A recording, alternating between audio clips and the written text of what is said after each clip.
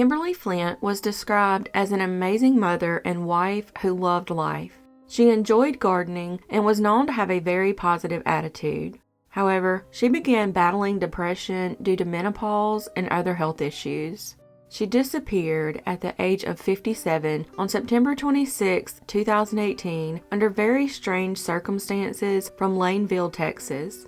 That morning, her husband James left for work at 5:30 a.m. as he normally did. She then spoke to him on the phone at 3:10 p.m. later that day on their landline and asked if he would pick up dinner on the way home from work. She apparently left the house in her black 2016 Jeep Grand Cherokee not long afterwards, leaving her purse, ID, and other belongings behind at the home.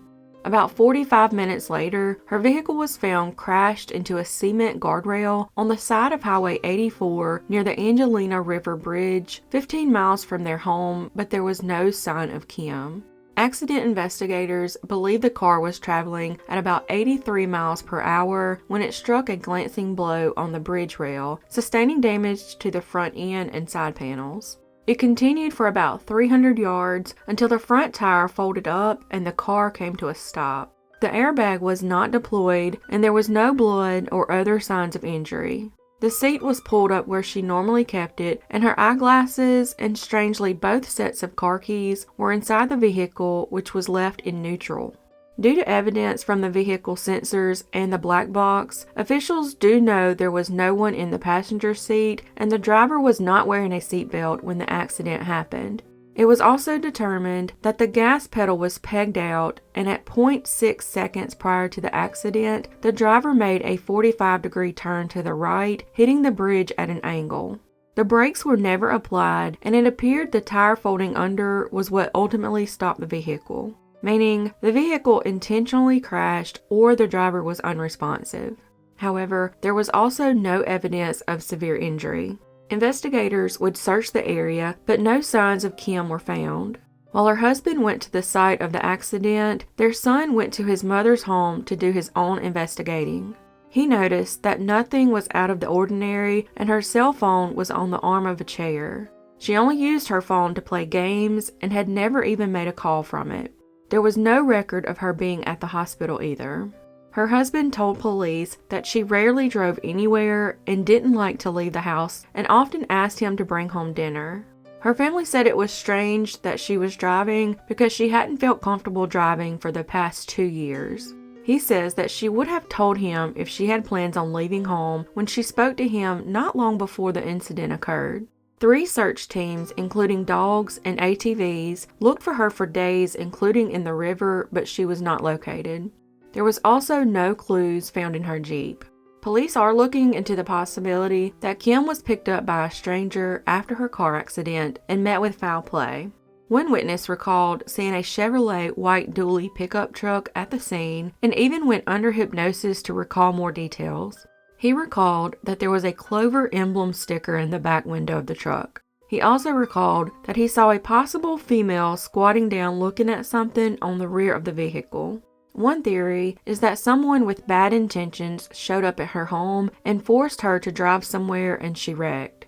There were 2 Amazon packages found on her porch, which adds to the theory that she may have startled box bandits and they in turn grabbed both sets of keys to the vehicle and forced her to leave. Another theory is that she may have done something to herself, but her family doesn't believe that because she was excited to see her son that was coming home that very day after being gone working for 2 months. However, Kim reportedly had stopped taking her medication for depression, and some speculate that she may have had a mental breakdown.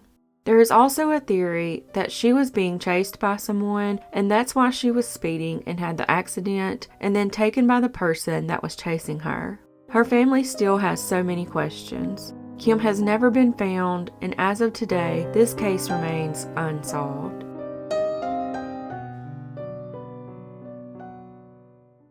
Alexandria Joy Lowitzer was born February 3, 1994, to Joanne and John Lowitzer and was nicknamed Allie.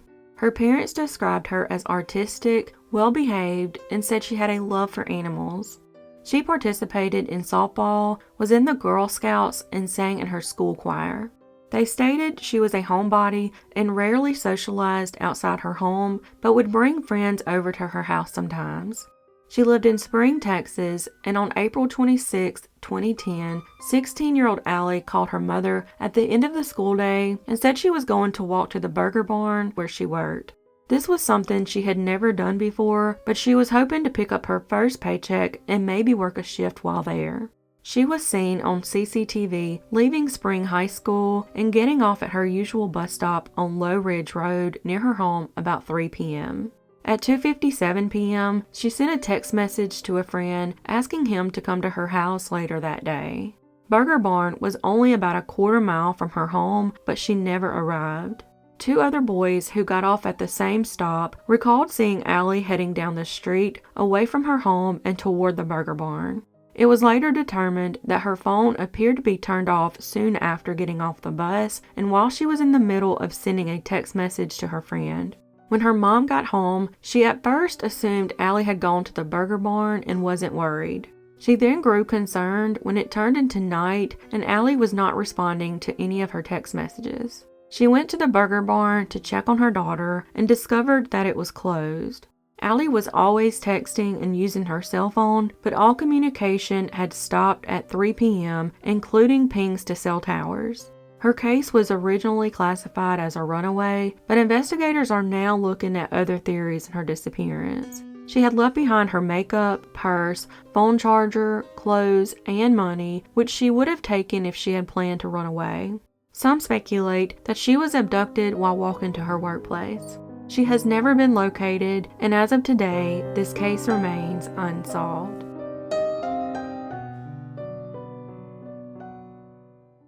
Brittany Danielle McGlone was born on November 9, 1987. She was described as optimistic, goofy, and often found the silver lining in things. She was a country girl that loved to be outside and had 6 brothers and 1 sister. She graduated Winsboro High School in 2006, where she played trumpet in the marching band and graduated with honors. She then worked 2 jobs, one at Alto and one at Lowe's Distribution Center, and planned to later attend Baylor University to pursue a career in nursing. On May 4, 2007, 19-year-old Brittany left her job at Lowe's in Mount Vernon, Texas. She had worked the night shift and was headed to her boyfriend Jeff Stogner's house, located on CR 4837 in the small town of Winsboro, where he lived with his mother, stepfather, and 2 younger siblings. She planned to take a nap before going to her second job, but this was the first time she had done that. Her mother became concerned when she couldn't get through to her daughter on her cell phone. Brittany's sister Hope said that Brittany's mother called so many times that she filled up her voicemail. She then called Brittany's boyfriend around 2:30 p.m. and he told her that he was just getting back home and that Brittany's car was in the driveway. They hung up the phone, and Jeff went into the house and found Brittany deceased in his bedroom and called 911. Hours after Brittany arrived, between the hours of 8 a.m. to 4:30 p.m., she was murdered and sexually assaulted in her boyfriend's bed in broad daylight. Her cause of death was blunt force trauma to the head. Her boyfriend Jeff had allegedly left Brittany asleep in the home alone while he dropped a grandparent off at the airport. He has cooperated with investigators and passed a lie detector test, and the rest of his family had solid alibis. Nothing was stolen from the house, and there were no signs of forced entry. The house has since been demolished. Brittany's sister Hope and her brother created a Facebook page called Who Killed Brittany McGlone in an effort to bring in tips or information to aid in the investigation. According to reports, a person of interest is Chad Carr. At the time, he was dating Jeff's sister who lived in the home where Brittany was killed. He is an ex-con who has a criminal history of violent and sexual assaults and served 8 years in prison. However, both Jeff and Chad remain persons of interest. For many years, Jeff has consistently posted violent and morbid things on social media involving jokes of murder and so forth. No one has been arrested for Brittany's murder, and as of today, this case remains unsolved.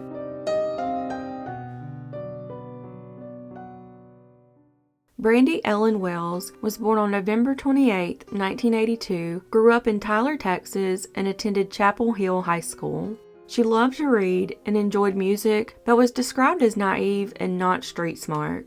She often went by the nickname Blinky, as she had a habit of frequently blinking her eyes. While in college, she married a man, quit school, and then moved to Dallas, Texas. However, they would divorce after a couple years. In 2006, at the age of 23, Brandi lived with a roommate in Brownsboro, Texas. She planned to re-enroll to Trinity Valley Community College and planned to become an elementary teacher. On August 3, 2006, she planned to go to a pawn shop to get some money, but instead ended up going to the now-closed nightclub called Graham Central Station in Longview, Texas. Before arriving at the nightclub, she stopped by a local bowling alley where her mother's friend works as a bartender. She had a drink on her mother's tab and told the bartender where she was going, but the bartender tried to discourage her from going there. Despite having little to no money and low on gas, she strangely drove to the Graham Central Station Club, which was 45 minutes away. Her mother had assumed she had gone to the Electric Cowboy, which was much closer. She had asked her mom for gas money prior to going, but she didn't have any to give her. Brandi was unfamiliar with the area where the club was located and had to call them several times to ask for directions, and allegedly arrived after 10:30 p.m. alone. By the time she got there, her car was almost out of gas, and she asked other customers for help, but it is unclear whether anyone offered to help her. Brandi was seen entering and exiting the club shortly after midnight and was not reportedly intoxicated at the time. The next morning, her black 2000 Pontiac Grand Prix was found parked on the shoulder westbound on I-20 just outside of Longview and was 300 yards west of FM 2087. Her purse and wallet were still inside, and there was no sign of a struggle, but the driver's seat was reportedly pushed all the way back, but Brandi was only 4'11". There was a plastic gas can in the car, which her loved ones don't believe belonged to her. There was also a napkin with a man's name and phone number written on it. When detectives contacted the man, he said that he had met her at the club the night she went missing and offered her a drink. She declined, and he gave her his name and number. He also recalled hearing her telling people that she was low on gas. In regards to the video surveillance of the nightclub, there was confusion over who could be Brandi, which resulted in a video of the wrong woman being put on the news. It would be 6 weeks before the mistake was corrected. Brandi did, however, leave the nightclub in front of a tall man in a cowboy hat. At first, she goes in a different direction than him, but then she appears to veer and go to the left. He turns his head as if saying something to her, but it's unclear if he called her over to him or if she realized she was walking the wrong way to her car and that's why she veered left. It would take several days for the car to be linked to Brandi, who was reported missing by her mother. No fingerprints were found in the vehicle, but inside was an old cell phone of her ex-boyfriend's that he had left behind while serving in Iraq, which was no longer functional.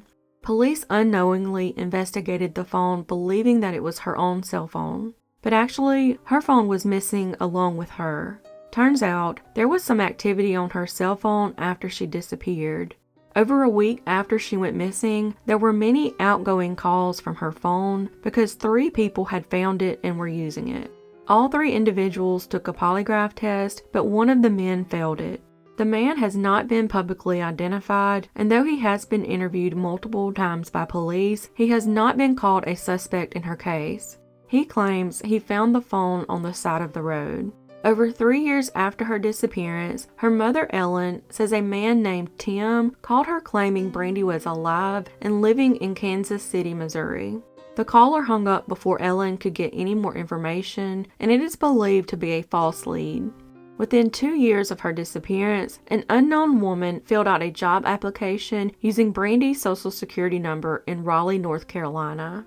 The address put on the application was to an apartment of a man that just returned from active duty in the military and never heard of Brandi. It is unknown who the woman was and if she has any connection to Brandi's disappearance.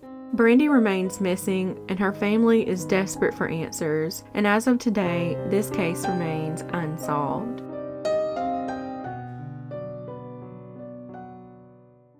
Aura Denise Johnson was born March 26, 1981, and went by the nickname NeeCee. At the age of 5, she lived with her family in the 300 block of Boulder Street in Big Sandy, Texas. On April 2, 1986, her father stated he last checked on her between 1 and 2:30 a.m., and at that time she was still in bed asleep. When her parents woke up around 6:30, she was gone along with her orange bedspread. The back door to the mobile home was found open, but there were no signs of forced entry into the home, and no one heard anything unusual that night. Investigators would use tracker dogs to look for her, but unfortunately, no indications of NeeCee's scent were found near her home.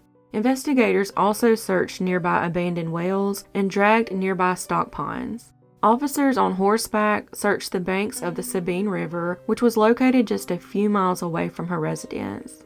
However, despite all efforts by local police, on and off-duty deputies, firefighters, and others, no trace of NeeCee was ever found.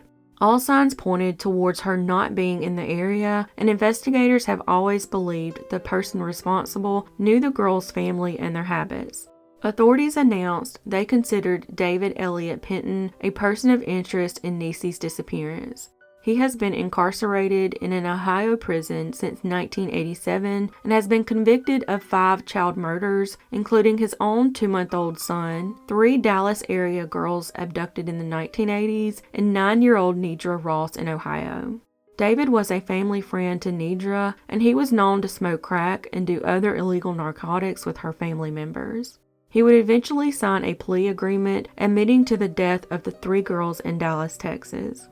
David is a former soldier whose reign of terror began when he killed his 2-month-old baby, Michael James Penton, in November of 1984. He fled while free on bond and became a fugitive traveling across the country.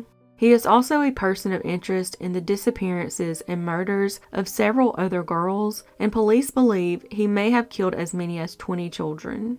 However, some speculate that he isn't NeeCee's killer because it doesn't fit his MO, as he was an opportunistic who lured girls into his car and was not known to enter homes at night. Penton's cellmates went to investigators and claimed he had implicated himself in the disappearances of NeeCee and 2 of the other girls. However, he has not been charged in connection with any of these disappearances. He also allegedly told his cellmate that he abducted and killed at least 50 children, but has adamantly denied it over the years to authorities. He has repeatedly declined interviews in prison, but he did agree at least once. He spoke of problems with drugs and the solicitation of young prostitutes in Korea while in the U.S. Army. He said he only signed the plea agreement admitting to killing the 3 Dallas girls so that he wouldn't be put on death row. He did, however, admit to killing his friend's 9-year-old niece in Columbus, Ohio. Tragically, just 9 months before NeeCee's abduction, on July 2, 1985, her parents lost their 6-year-old son, Corey Johnson, to an accidental drowning in Galveston, Texas. Her mother and father divorced sometime after her disappearance. NeeCee has never been found, and as of today, this case remains unsolved.